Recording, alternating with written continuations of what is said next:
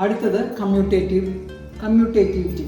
അതായത് നേരത്തെ നമ്മൾ പറഞ്ഞതുപോലെ ക്ലോഷർ പ്രോപ്പർട്ടിക്ക് എങ്ങനെയായിരുന്നോ ഈ കമ്മ്യൂട്ടേറ്റീവ് പ്രോപ്പർട്ടിക്ക് ഇതെല്ലാം അഡീഷനും സബ്ട്രാക്ഷനും മൾട്ടിപ്ലിക്കേഷനും ഡിവിഷനും ഒക്കെ റാഷണൽ നമ്പേഴ്സിന് എങ്ങനെയാണ് നോക്കാം. റാഷണൽ നമ്പേഴ്സിൽ ഏതൊക്കെയാണ് ആദ്യം എന്താണ് കമ്മ്യൂട്ടേറ്റീവ് പ്രോപ്പർട്ടി എന്ന് ആദ്യം നമുക്ക് മനസ്സിലാക്കാം.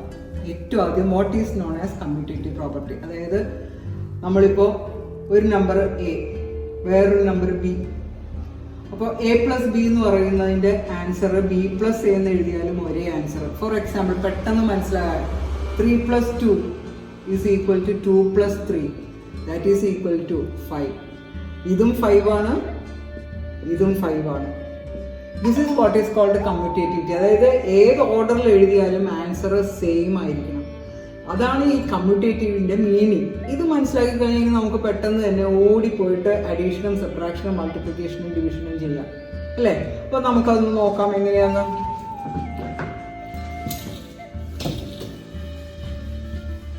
ഫസ്റ്റ് അഡീഷനിൽ നോക്കാം നമുക്ക് എങ്ങനെയാണെന്ന്. റാഷണൽ നമ്പേഴ്സിൽ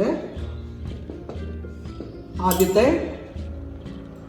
കൗണ്ടിങ് നമ്പേഴ്സ് അല്ലെങ്കിൽ നാച്ചുറൽ നമ്പേഴ്സ്. കൗണ്ടിങ് നമ്പേഴ്സിന് എങ്ങനെയാണെന്ന് നോക്കാം. അത് നമ്മളിപ്പോൾ ഇവിടെ പറഞ്ഞു കഴിഞ്ഞാൽ എക്സാമ്പിളിൽ തന്നെ പറഞ്ഞു 5 + 2 is equal to 7, 2 + 5 is also equal to 7.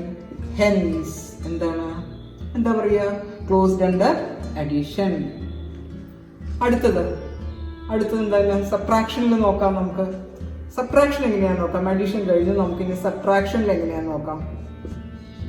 സബ്ട്രാക്ഷനിൽ 5 - 2 is equal to 3. What is 2 - 5? 2 - 5 answer 3 അല്ല, but -3.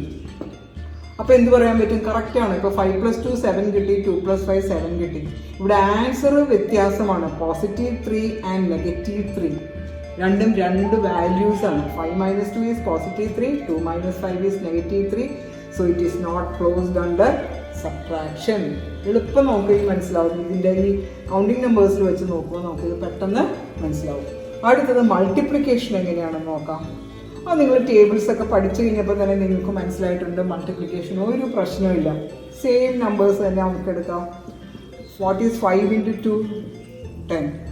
And what is 2 × 5? 2 × 5 is also equal to 10. So it is closed under multiplication. അടുത്തത് division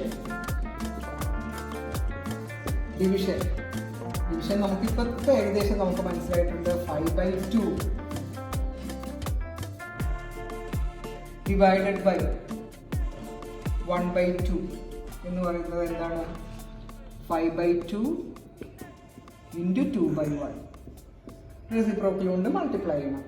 2 and 2 get cancelled. The answer is 5.